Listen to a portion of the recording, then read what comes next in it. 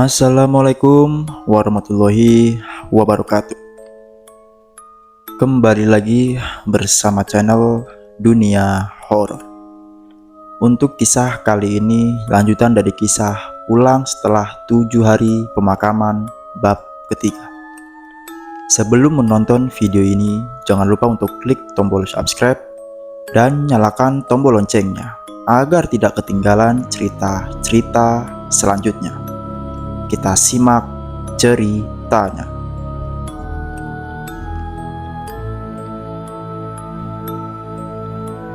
Kumandang suara azan yang begitu mendayu memecah kesunyian alam. Ayam saling bersahutan dari ujung ke ujung, seolah turut serta membangunkan jiwa-jiwa yang terlelap dalam mimpi. Orang-orang mulai keluar dari rumah menuju surau menghadap Sang Pencipta. Mereka ingin memulai hari dengan penuh berkah, meski ada di antara orang itu berjalan gontai. Bahkan mata mereka masih sayu, tetapi tetap tak bisa melupakan pada siapa mereka harus mengadu. Di kasur empuk dan cukup luas, perabotan pun cukup memadai. Ada seorang pria yang masih malas-malasan di atas ranjang dengan spray bermotif bunga tulip kesenangan istrinya. Biasa, tiap pagi ia selalu mencium aroma kopi yang sudah disuguhkan di atas nakas. Kali ini tidak ada. Karyo makin menaikkan selimutnya, menutupi wajah. Ia menahan isak di balik selimut tebal itu. Kerinduannya pada sang istri semakin tak tertahan. Kemana akan ia lampiaskan? Tok, tok, tok. Tiba-tiba terdengar suara pintu diketuk. Karyo membuka sedikit selimutnya yang hanya memperlihatkan mata sembabnya saja. Karyo, bangun nak, sudah siang, teriak Manila dari balik pintu. Iya mak, sahut Karyo. Malas, ia masih tetap dalam posisi semula. Yo, Alifa mau sekolah, teriak Manila lagi, memperingatkan putranya itu. Gak usah sekolah hari ini, sahut Karyo. Manila menyerah, segera berbalik badan meninggalkan depan kamar Karyo. Ia kembali ke kamar cucunya. Alifah juga uring-uringan tak menentu. Wajahnya ditekuk sambil menatap ke arah luar jendela. Gadis kecil itu masih berharap ibunya pulang. Alifah, kenapa belum mandi? Alifah hanya menggelengkan kepalanya. Keceriaannya hilang seketika. Yang dibutuhkannya hanyalah Asita seorang. Manila sudah tidak dapat berbuat banyak. Ia memilih membiarkan cucunya itu duduk melamun sementara ia kembali ke belakang. Assalamualaikum. Terdengar suara dari depan rumah. Manila yang tengah menyiapkan sarapan seadanya di dapur berjalan tergopoh ke depan untuk membukakan pintu. Kriek. Manila menautkan kedua alisnya, memandang kedua orang asing yang berdiri di depan pintu secara bergantian. Waalaikumsalam. Mak, Karyonya ada? Tanya seorang pria parubaya yang mengenakan topi koboi. Satunya lagi seperti anak buahnya. Siapa ya? Ada keperluan apa datang kemari? Mak Nila balik bertanya. Saya Parman, Mak. Saya datang kemari ingin membicarakan soal perkebunan sawit saya yang ingin dibeli oleh Karyo. Jelas lelaki bernama Parman itu. Mak Nila tak tahu menahu soal itu. Itu bukan tanahnya untuk tahu.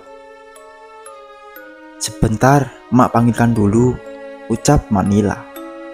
Ia kembali mengetuk pintu berharap kali ini Karyo keluar. "Karyo, ada seseorang nih yang mencarimu," seru Manila. "Bilang nanti sore aja balik ke rumah, aku lagi repot," balas Karyo. "Dia ingin menanyakan soal perkebunan sawit yang akan dijual padamu. Namanya Parman," ucap Manila lagi. Karyo gegas melompat dari atas ranjang. Ia yang semula hanya mengenakan celana boxer, bergegas membuka lemari mengenakan kaos biasa. "Di mana dia, Mak?" tanya Karyo ketika pintu sudah ia buka.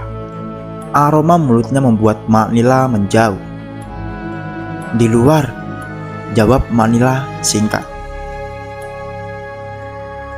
"Ya sudah, aku cuci muka dulu sama gosok gigi.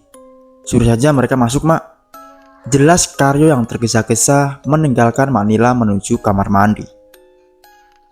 Manila kembali ke depan. Ia meminta kedua tamu Karyo untuk masuk ke dalam dan duduk di sofa sembari menunggu Karyo keluar. Sementara itu, Manila ke belakang membuatkan minum. Ia sebenarnya lelah mondar-mandir begini. Asam uratnya mulai kambuh jika terlalu lama berjalan. Tungkai kakinya juga bengkak. Mau bagaimana lagi? Asita tidak ada. Biasanya wanita itu yang mengurus semua, bahkan rumah juga sudah bersih di pagi hari. Suami dan anak juga sudah sarapan. Ini rumah masih berantakan, terlebih semalam ada takziah. Manila pasti sangat kerepotan.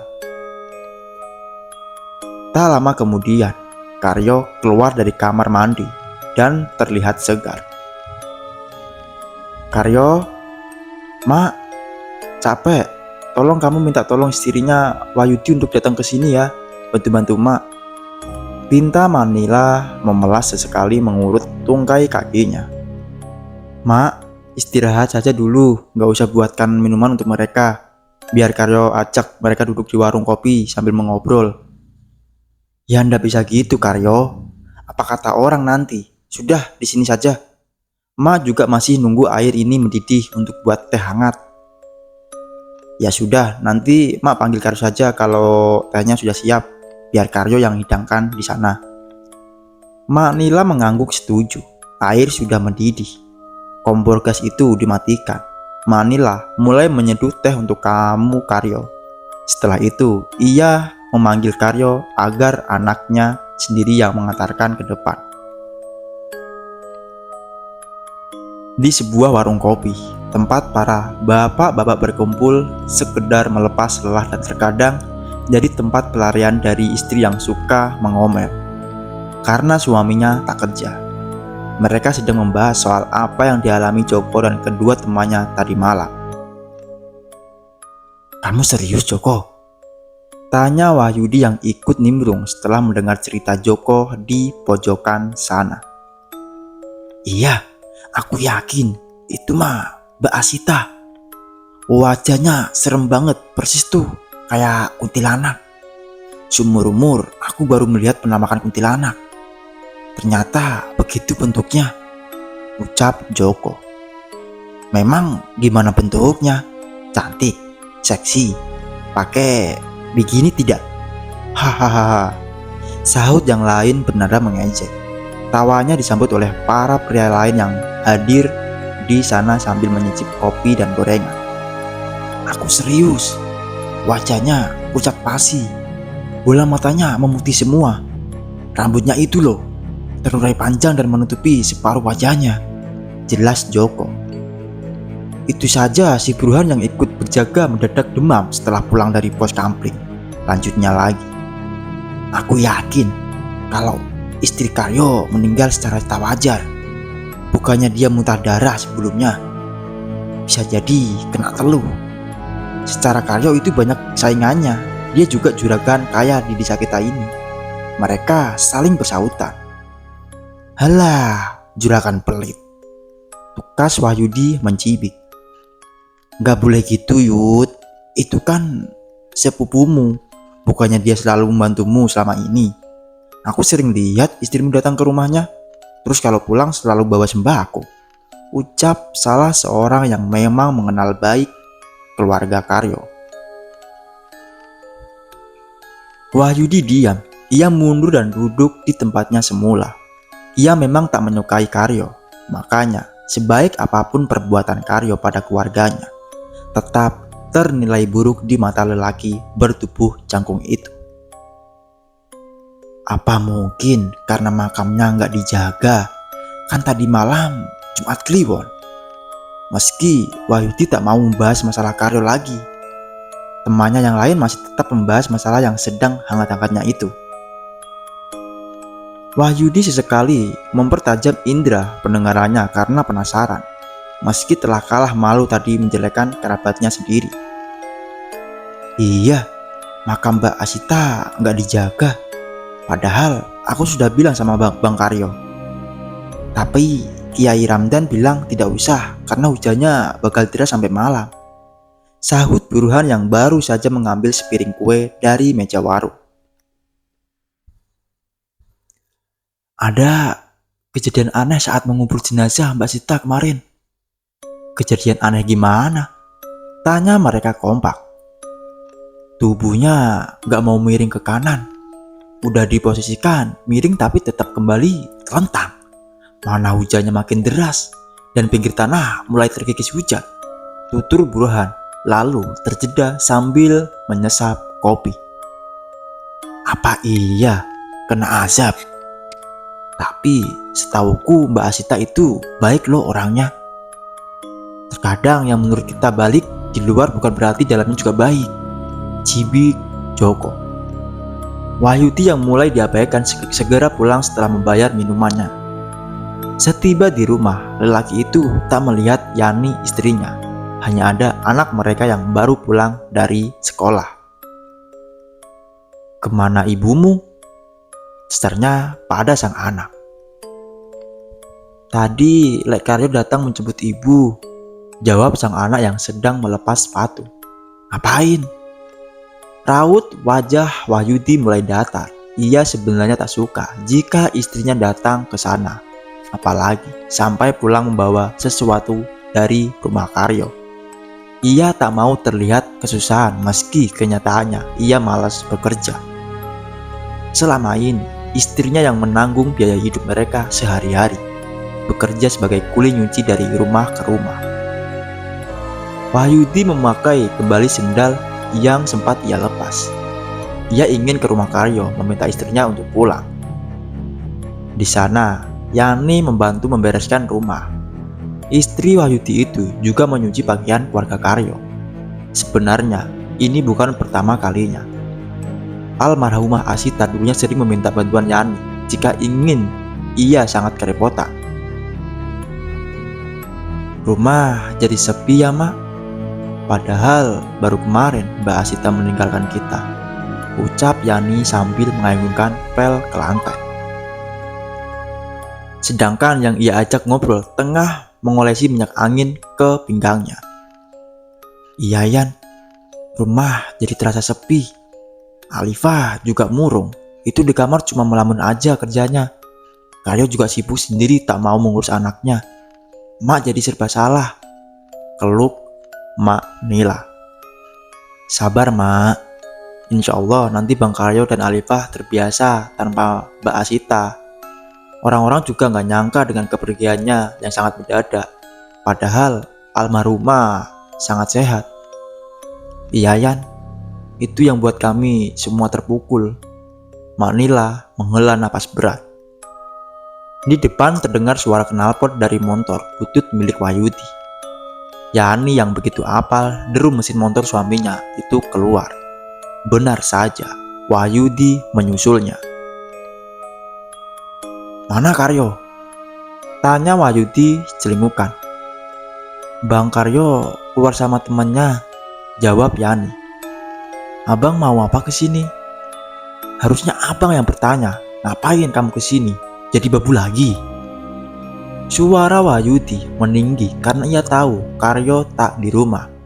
Coba saja Karyo di rumah, mana mungkin ia bicara kuat seperti itu. Aku cuma bantu-bantu mas, kasihan Mak Nila, mana kuat dia bersih-bersih sendirian. Cepat kerjain, setelah itu minta bayaran dan pulang. Mas, gak boleh begitu. Mak Nila di dalam nanti dia dengar. Yan, suruh Wahyudi masuk, seru Mak Nila dari dalam. Wahyudi memijit-mijit kepalanya. Ia sudah paham kalau Mak Nila menyuruhnya masuk, pasti menyuruh Wahyudi melakukan sesuatu untuknya. Lelaki itu berdengus kesal sebelum akhirnya masuk ke dalam rumah. Ya mak, ada apa?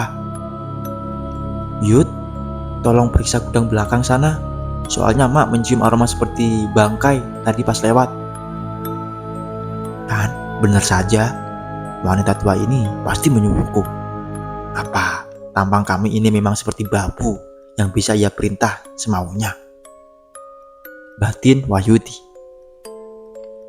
Iya bang, aku juga kayak mencium aroma tak sedap pas buang sampah tadi di belakang. Wahyudi tak menjawab, tetapi ia berjalan ke arah belakang untuk memastikan. Gudang yang biasa dijadikan tempat penyimpanan barang-barang bekas itu bergembok. Wahyudi makin kesal karena kuncinya tidak ia bawa bersama dan terpaksa masuk kembali ke dalam rumah. Bang, ini kuncinya. Yani sudah berdiri di abang pintu menyodorkan kunci gudang itu. Wahyudi mengambil paksa dan merenggut Yani yang telah menyelesaikan pekerjaannya di dalam mengikuti Wahyudi dari belakang. Roh.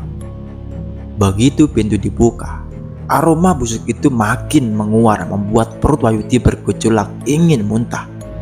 Ia menjauh ke samping, lalu muntah. Bau apa itu? Cuy, sialan. Empatnya. Bang, ada kucing mati, teriak Yani dari dalam. Wahyudi menarik napas dalam-dalam, lalu menutupi hidungnya dengan kerah kemeja yang saat ini ia kenakan. Emosinya sudah diubun-ubun, ingin rasanya ia marah, namun tak mungkin ia lakukan. Ia segera masuk dan terbelalak melihat seekor kucing hitam membusuk dengan lalat yang mengerubungi kucing itu, persis yang melangkai jenazah Asita kemarin. Masih penasaran dengan ceritanya? Tetap klik tombol subscribe dan nyalakan tombol loncengnya agar tidak ketinggalan cerita seru lainnya. Tunggu di bab keempatnya. Saya akhiri. Assalamualaikum warahmatullahi wabarakatuh.